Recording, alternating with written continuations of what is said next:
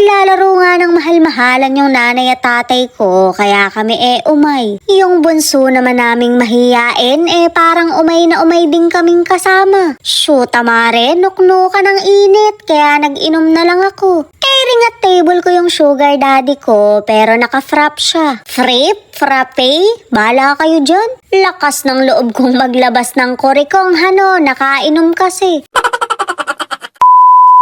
Ayoko nga sana munang bumaba, pero inaya ako ng pamilya aswang. Hindi kasi sila sanay mag-elevator, kaya kailangan nila ako. Shoot amare, isa pa rin akong syunga. Saan na lang tayo dalahin nito?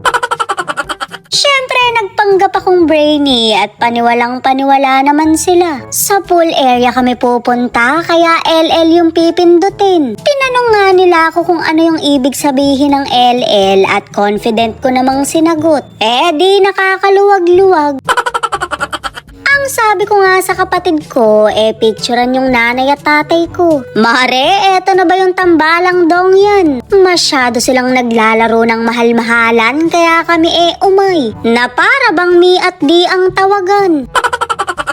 Tumambay nga muna kami sa lilim dahil nuknukan ng init. Hindi pa kami makapag-swimming dahil para kaming boiled egg sa pool. Pero nag-change outfit na rin ako para diretso langoy na lang mamaya kapag kumulimlim. One piece talaga tong suot ko pero nag-short muna ako. Mare, baka mapaaga yung pagkulimlim. I-hide muna ang kukurikafu, i-show na lang mamaya pagdilim.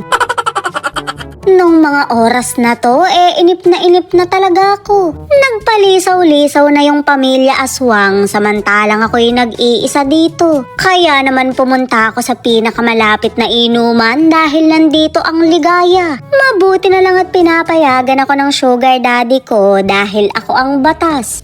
Milang mare, baliktad. Sa sobrang sunod-sunuran ko nga sa kanya, lumuluhod pa ako sa kanya. Ay, iba na yon.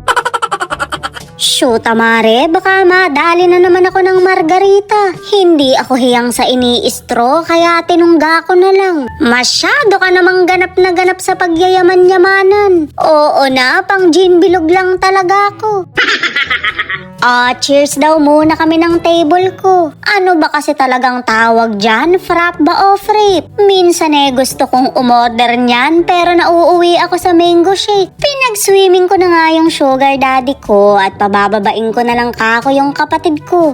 Diba? Kitang-kita siya sa iPhone 17 Pro Max 2TB fully paid ko. Mare, isa na lang yung kidney ko ngayon. Sa wakas mare, nagkaroon na rin ako ng kainuman. Medyo maaasim lang pero it's atay. Hindi ko nga feel ngayon mamulutan ng buhay ng iba, kaya ang sabi ko ay bumili sila ng pulutan. Diba? Labas pa yung kurikong mong syutak ka. Magkano yan? Ha? 200? Ano palang 100 dito? Nagyaya na nga ako sa dagat dahil medyo tipsy na ang kumari niyo. Malakas na yung loob ko kaya maglalabas na rin ako ng kurikong. Diba? Friendship goals yung tropang baby bra. Syempre hindi ako magpapakabog sa mga yan dahil takot akong malamangan. Nagkakanda tumba-tumba na ako sa hilo pero hindi ako magmamaoy for today's video.